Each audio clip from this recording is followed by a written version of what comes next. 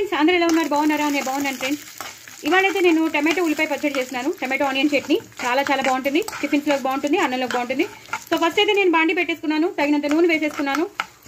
ఆవాలు, జీలకర్ర, ఎండుమిరపకాయలు, అలాగే మన ధనియాలు, నువ్వులు అవి వేసేసాను. మెంతులు కూడా వేసాను. ఇంగు వేసేసుకుంటాను. ఇంకా మినపప్పు, శనగపప్పు లాంటివి వేయట్లేదు. ఇంగు ఎక్కువ మస్తుగా వేసుకోండి, అప్పుడే బాగుంటుంది. సో ఇప్పుడు పచ్చిమిరపకాయలు వేసేసుకుంటున్నాను. సో ఆవాలు, మెంతుల వల్ల, ఆ నువ్వుల వల్ల, ఆ ధనియాల వల్ల మనకి వచ్చేస్తుంది మంచి ఫ్లేవర్. సో జీలకర్ర ఎలాగో కామన్, అవన్నీ కామన్ కాబట్టి సూపర్ ఉంటుంది పచ్చడి మాత్రం. చాలా చాలా టేస్టీగా ఉంటుంది. ఇది ఒక్కసారి వేగాలండి, ఒక్కసారి వేగాలి. ఇలా నూనె కొంచెం పోస్తాను, వేగాలి కదా, అందుకని. బాగా వేగిపోయే ఇప్పుడు మనం పసుపు వేసేసుకుందాం. అలాగే ఉల్లిపాయలు వేసేసుకుందాం. చేసేది ఉల్లిపాయలతో కాబట్టి మనం ఆనియన్స్ వేసేసుకుందాం. ఇలా పెద్దగా తరిగినా పర్వాలేదండి. ఈ పోపులోనే మనం వేసేయచ్చు. పోపు సపరేట్గా తీసుకోవాలని రూల్ లేదు.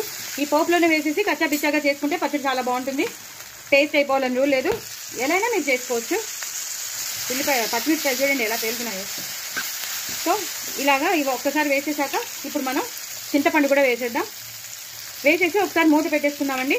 మూత పెట్టేసుకుని కొంచెం సాఫ్ట్ అయ్యాక మనం మళ్ళీ కలుపుదాం. కొంచెం వాటర్ పోయొచ్చు. కొంచెం వాటర్ పోసేసి నేను హాఫ్ గ్లాస్ వాటర్ పోసేసి మగ్గించేస్తానండి. బాగా వేగిపోయే టమాటోస్ కానీ కొంచెం హాఫ్ గ్లాస్ వాటర్ వేసుకున్నాను. టమాటోస్ కానీ ఉల్లిపాయలు కానీ బాగా వేగిపోయే, పోపులో బాగా మగ్గిపోయాయి. ఇప్పుడు మనం కావాల్సినవి వేసేసుకుందాం. ఒక హాఫ్ స్పూన్ షుగర్ వేసుకుందాం. షుగర్ వేస్తే కొంచెం టేస్ట్ వస్తుందండి. అంటే మరీ పుల్లగా ఉండకుండా కాంపెన్సేట్ అవుతుంది అన్నమాట. మరీ పుల్లగా ఉండకుండా, కారంగా ఉండకుండా ఒక్క హాఫ్ స్పూన్ వేసామనుకోండి, సో చాలా బాగుంటుంది. ఇప్పుడు తగినంత ఉప్పు వేసేద్దాం. ఈ పచ్చడికి తగినంత ఉప్పు వేసేసానండి. అలాగే కారం వేసేద్దాం. ఒక పెద్ద స్పూన్లు, ఇవి చాలా పెద్ద పెద్ద స్పూన్లు కాబట్టి కారం కూడా వేసేసాను. ఇప్పుడు కలిపేసుకుందామండి. ఇలా కలిపేసుకుందాం. సో ఇంకా ఉండవలసిన అవసరం లేదు, మొత్తం అంతా కలిపేసాం, అన్నీ వేసేసాం కాబట్టి ఇంకా ఎక్కువసేపు ఉంచవలసిన అవసరం కూడా లేదండి. వేసేస్తున్నాను. లాస్ట్లో మాత్రం వెల్లుల్లిపాయలు వేసేస్తాను. ఒక 5-6 వెల్లుల్లిపాయలు వేసేసాను. అలాగే కొంచెం కొత్తిమీర వేసేస్తాను. వేసేసి గ్రైండ్ చేసేస్తానండి. గ్రైండ్ చేసేటప్పుడు మీకు చూపిస్తాను. సో గ్రైండ్ చేసేటప్పుడు మీకు చూపిస్తానన్నాను కదండి. గ్రైండర్లో, మిక్సీలో వేసేసుకున్నాను. సో కొత్తిమీర కూడా వేసేసి ఇప్పుడు గ్రైండ్ చేసేస్తానండి. చూసారు కదండి, ఇలా తయారైంది పచ్చడి. ఇలా ఉండాలి. మీకు చూస్తుంటేనే నోరు ఊరిపోతుంది కదా, మరి నాకు కూడా నోరు ఊరిపోతుందండి. ఎప్పుడెప్పుడు తిందామన్నా ఉంది.